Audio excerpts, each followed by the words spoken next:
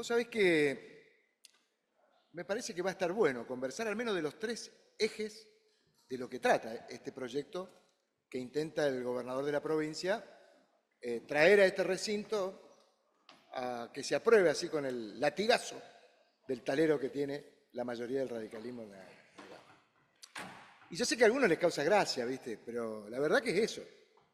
Vienen con algo ya preparado, aprobado.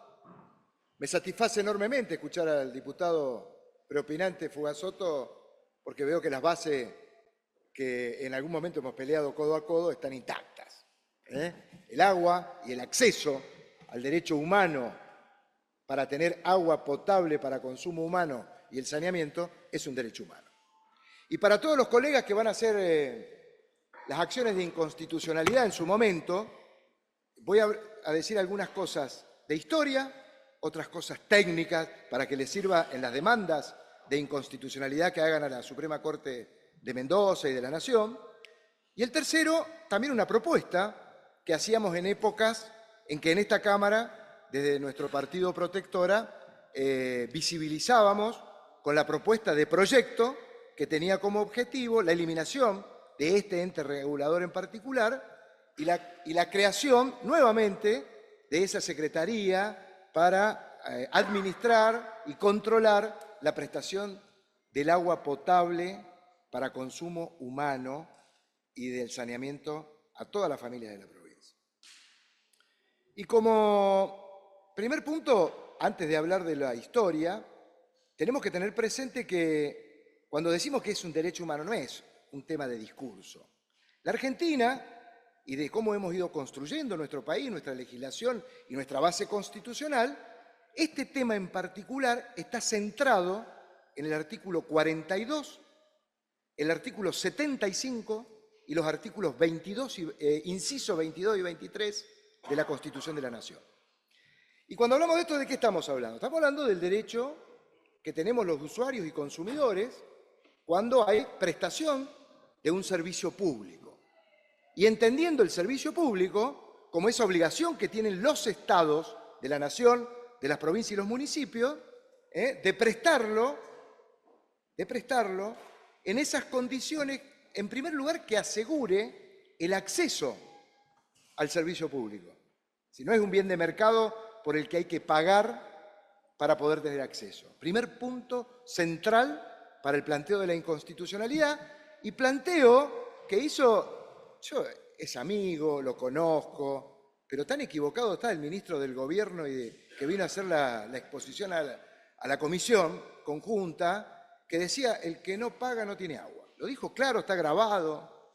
Es decir, que este radicalismo que nos va a dar el talerazo con su voto, tiene la concepción de que la prestación del servicio del agua potable apta para el consumo humano y el saneamiento es un bien de mercado, versus el servicio público que establece cómo debe ser prestado en nuestro país por el artículo 42 de la Constitución de la Nación. Acceso.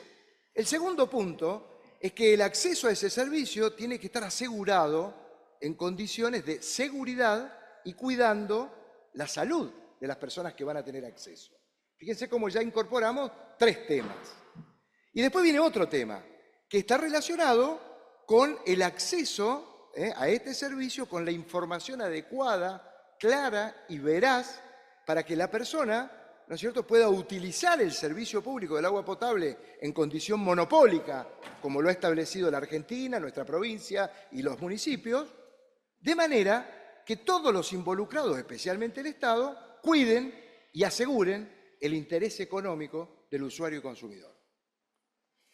Es técnico, Esto es para la inconstitucionalidad, para ver por dónde va este proyecto de ley a la basura, que va a ser logrado con el voto de la mayoría de los radicales, pero que en el fondo adolece de la construcción constitucional que tenemos en nuestro país, en nuestra provincia y en cada uno de los municipios. Y sigue, porque ese artículo 42 de nuestra Constitución establece que se establecerán los entes de control, que deben ser independientes, o como decía el colega Fugazzotto, tiene que tener participación de la oposición política. ¿Por qué? Porque es lo que asegura en el ente de control que la toma de decisiones políticas por quien gobierna no sean a contramano de estos derechos que están reconocido constitucionalmente. Y sigue. ¿Por qué dije yo el artículo 75, inciso 22 y 23? ¿Y por qué lo hago tan técnico para el planteo de inconstitucionalidad? Porque el artículo 75 de nuestra Constitución establece que serán ley de la nación, con grado constitucional y operativo, sin necesidad de que haya una ley que reglamente su ejercicio, los acuerdos internacionales que suscribe la Argentina sobre los derechos humanos, el respeto por los derechos humanos, que no es un tema menor. Y que esos acuerdos convencionales de la Argentina, una vez aprobados en el Congreso de la Nación, son ley de la Nación, por lo cual todos lo tenemos que cumplir. Hice esta extensa introducción legal y técnica a los efectos de poder comprender esto que voy a decir ahora también. Entonces, empieza la exposición con el tema de que esto es un servicio público del que tenemos derecho de acceso, no un bien de mercado. Fíjense la diferencia. ¿Un bien de mercado o un servicio público? La diferencia es enorme, porque se desprenden todos estos conceptos, en donde el agua, para ser objeto del mercado, hay que pagarla. Y todos acá nadie dice que no se quiere pagar para poder sostenerlo en el tiempo. Lo que queremos decir es que no puede ser objeto medible de mercado. Y aparece este monstruo, del que van a hablar otros colegas y que me voy a permitir hacer solamente un adelanto.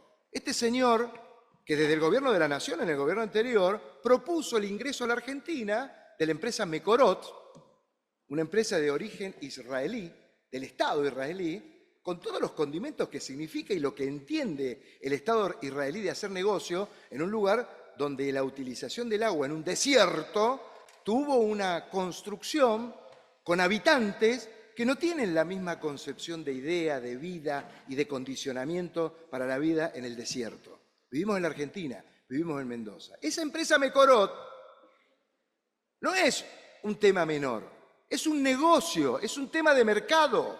El gobierno de Mendoza, el gobernador de Mendoza, está acaparando la prestación del servicio de agua potable, de agua para riego, en un solo organismo que lo piensa manejar a gusto y piacere. Y hagamos un poquito de historia, porque a mí me tocó vivir el traspaso de obra sanitaria a ISAM. Y muchos de los trabajadores que están presentes acá y de los que no están presentes porque la presidencia de la Cámara no los dejó ingresar acá, porque son trabajadores, en paz, no vienen a hacer quilombo acá, vienen en paz. Vivimos ese momento del traspaso de una empresa privada a ser parte del Estado con una participación de los trabajadores en la empresa.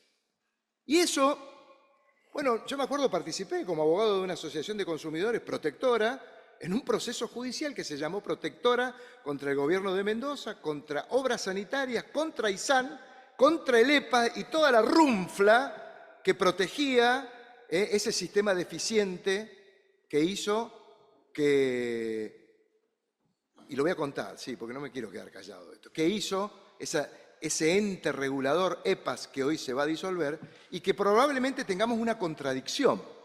Y la voy a explicar por qué y por qué no es una contradicción. El EPAS, en el año 2015, el actual gobernador por segunda vez de Mendoza hace un acuerdo con el Partido Demócrata. ¿Y qué hace? ¿Cómo es el acuerdo en 2015? Miren, les vamos a dar este coto político, que dirijan la empresa ISAM, que era el nuevo... esta nueva empresa, el presidente de AISAN, demócrata. No voy a decir el nombre porque ya no está en la política.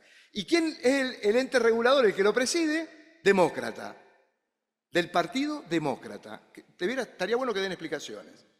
Y como asociación de consumidores, llevando adelante como abogado, no conozco una resolución del EPAS en favor de los usuarios y consumidores.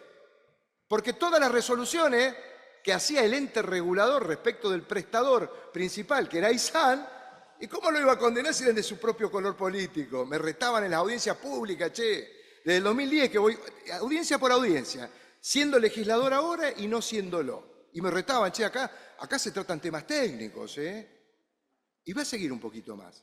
En los años 90, y acá viene un punto político, que es, tenemos que terminar con este concepto de la privatización de los años 90.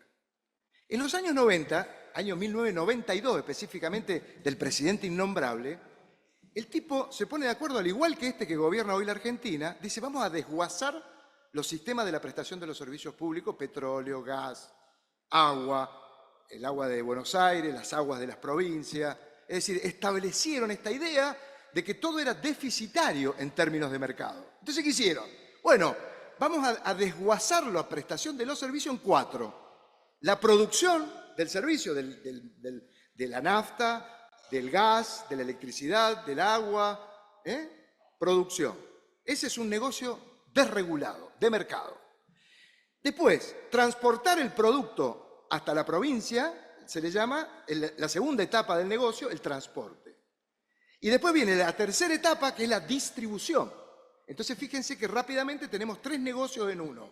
Y si después se escarban un poco más, los invito en el portal de nuestra asociación, es decir, ahí está la información. Resulta que los empresarios, escondidos detrás de estas sociedades anónimas, tienen acciones en la empresa que produce de manera desregulada y desconcentrada, en la empresa que transporta y en las empresas que distribuyen. Y, oh sorpresa, intereses políticos de colegas diputados y funcionarios del gobierno que tienen la cuarta parte del negocio, que es la recaudación del impuesto. Y ni les cuento en algún departamento del sureste de Mendoza, que ahora le cobran la boleta. Debe ser la única decisión de Milei que yo puedo asegurar que está muy bien. Que en la boleta de electricidad ahora no van a poder, no se debiera poder cobrar un ítem distinto de aquel para el cual está consumiendo y le están facturando. Bueno, en el departamento de General Alvear, colega, me parece que se vienen las acciones colectivas de los usuarios y consumidores de electricidad que no van a querer pagar en la boleta de luz ese ítem que le han agregado ahora en el Consejo Deliberante. Eso pasa en el EPA también. Entonces, ese sistema de las privatizaciones de los años 90 hay que pensarlo, repensarlo y cambiarlo. La virtuosidad de este proyecto de hoy pareciera ser que, claro, ante la inutilidad de un ente de regulación como lo es el EPA, sí, está bien, yo pienso lo mismo. Hay que eliminarlo, asegurar que sus trabajadores vayan a algún lugar en donde deben estar garantizados sus derechos laborales, pero terminemos con ese ente y vayamos a la creación de una secretaría como era antes, que era en el Poder Ejecutivo encargada de la regulación, del control y del establecimiento del valor de la tarifa, que tiene que estar adecuado, como dice el artículo 42, al bolsillo de cada uno de los usuarios que lo va a pagar. Y no es una rima poética, esto es la ley. Entonces, recién dije Mecorot, algo de mercado, pretenden hacer un negocio, che. Yo escuchaba una colega que para colmo viene y proviene de la justicia social, de todo aquellos que estamos en esta parte de la política, que creemos en la justicia social, que creemos que no hay derrame económico de la riqueza hacia abajo, que creemos en el desarrollo de abajo para arriba.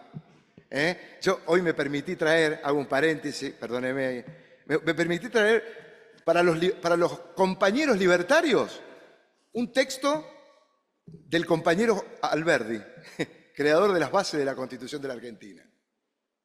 Si algún compañero libertario, que no lo veo allá en su banca, yo le leería algunas cositas, no lo veo, no lo veo. El compañero Alberdi, ¿qué decía? Que porque les da fobia, che, ese 30% de la Argentina que tienen homofobia del peronismo. Este era más peronista que ustedes, los libertarios, viejo. Por la forma que habla de cómo debe ser la distribución de la riqueza, la división de los poderes. Tiene 13 tomos. Lo voy a invitar a los compañeros libertarios a que lean al peronista Alberdi. Después viene otro para los correligionarios. No se lo voy a dar. Después viene otro para los correligionarios de los cuales yo he sido parte en su momento. Este viejo, con todo el cariño que le tengo, se llama Rodolfo Terraño y fue el que construyó una idea política que terminó plasmándose en la presidencia del expresidente Raúl Alfonsín, en un discurso maravilloso que más uno de los radicales que pintan las canas como las mías, sobre todo el miembro informante que sabe de qué le estoy hablando, ese discurso maravilloso en el Parque Norte, en donde hablaba hasta de inteligencia artificial. Este tipo, me iba a tomar el tiempo, separé frases hermosas, pero no, bueno, sí, déjeme, presidenta, total un minuto más, hablemos de política, tienen el talero, van a sacar la ley, escúchenme por lo menos leer una partecita del compañero correligionario Terraño. Dice, Argentina ha alcanzado en desarrollo promedio, su sociedad es una trama apretada de intereses. Es el ideal de ciertos grupos es un Estado débil y un mercado libre, a contramano de lo que ustedes están haciendo votar en este recinto en cada una de las leyes. El compañero correligionario Rodolfo Terrón. Y después, para todos aquellos que creemos en la necesidad de las políticas con justicia social, aparece el compañero, que es un maestro, el compañero Francisco, en dos encíclicas hermosas, y no voy a leer, no se preocupen, la Lumen Fidei y en la Laudatio Si. El compañero, la verdad que es un maestro, yo lo banco cuando habla de la política y economía en diálogo para la plenitud humana. La política, escuchen esto, che. Sí, déjeme que predique, diputada, le va a venir bien. Porque cuando vote esto, después sus nietos se van a acordar de las barbaridades que vota. La política no debe someterse a la economía. Y esta no debe someterse a los dictámenes y el paradigma eficienticista de la tecnocracia, que son los argumentos que dio el ministro de Gobierno acá en la comisión cuando vino a conversar sobre esto. El que quiera consumir agua, que la pague. Mire, es grave esto, Y ya no historia ni libros, la realidad. Me tocó ser abogado, patrocinante de los vecinos de 256 familias del barrio Las Viñas, Novaterra. Es un barrio, en Las Heras, en el Algarrobal, sí, Iván, que me presenté, lo estoy terminando.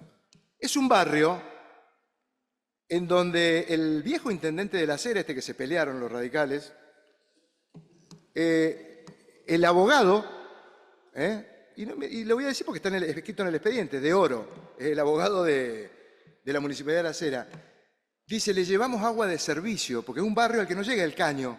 ¿Vieron ese caño? La mayoría acá viven todos por la zona de Chacra de Coria. ¿Vieron esa instalación tremenda que hicieron para agua potable? Ustedes son trabajadores, lo han hecho, han estado ahí. Agua potable con un caño que, no sé, van a poder construir miles de edificios. Y cloaca, en Chacras de Coria. Me da vergüenza porque yo vivo ahí. Y me da vergüenza, che. En mi casa sale el agua fuerte, se rompen los caños de la presión. Y en el barrio Novaterra, recién decía el diputado Fugasoto, en el barrio Victoria, en el barrio Las Viñas, no les da la cara. Y es este radicalismo que está gobernando. Es un juicio, está en el tercer juzgado civil. Y tanto el EPAS, defendiendo los intereses del gobierno y de Aysán, ha obstaculizado permanentemente el proceso para que no tenga sentencia.